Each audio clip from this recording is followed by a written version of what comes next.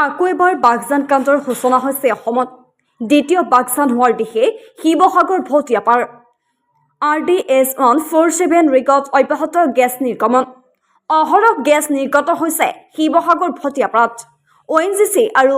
RGSৰ 147 ৰিগত যোৱা 4 দিন ধৰি একে লেঠাৰিৰে হৈ আছে গেছ নিৰ্গমন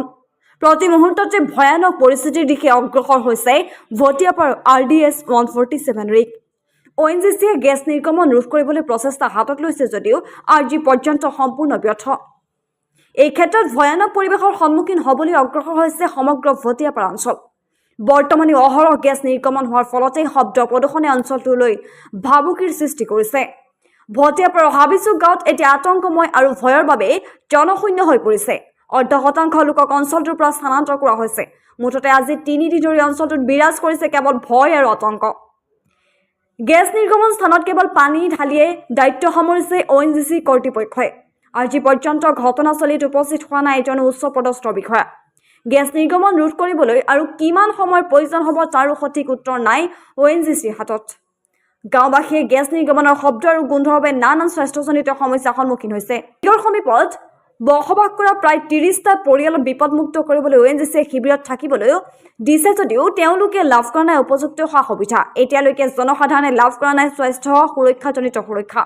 গেছ নিৰ্গমনৰ ফলতে সমগ্ৰ অঞ্চলটোৰ ঢৌ জীৱকুলৰ প্ৰতি নামি অহাৰ ভাবুকিৰ বাবে ন্যায় বিচাৰিছে জনসাধাৰণে অইলৰ দায়িত্ব জ্ঞানহীনতাৰ বাবে তিনিচুকীয়া বাঘজান কাণ্ড সংঘটিত হৈ কেইবাজনো লোকে প্ৰাণ হেৰুৱাইছিল বহু বাসগৃহ জুই পুৰি চাৰখা হৈছিল আজি পুনৰ শিৱসাগৰ ONGCৰ গুৰুত্বহীনতাৰ বাবে একে ঘটনা সংঘটিত হৈছে ONGCয়ে এই ঘটনাক ইমানতে নিয়ন্ত্ৰণ কৰিবলৈ সক্ষম হয় নে নহয় এয়া অতি লক্ষণীয় বিষয়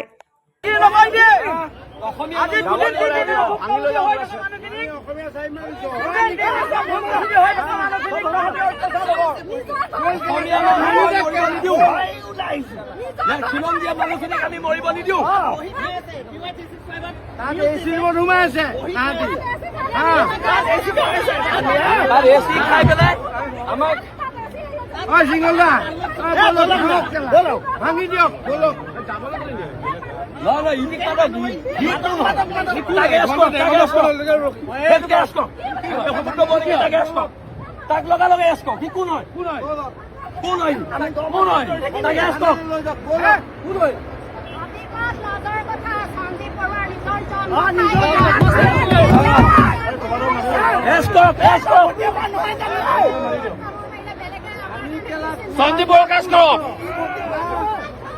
মৰিবলৈ ভয় নকৰো কেলা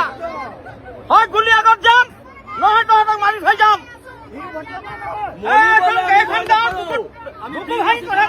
মৰিবলৈ ভয় নকৰো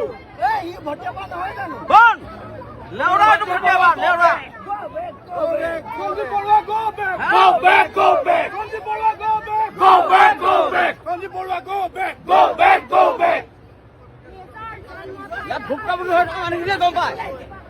তিন দিনকে খাবলৈ পোৱা নাই কি হ'ব কি নহ'ব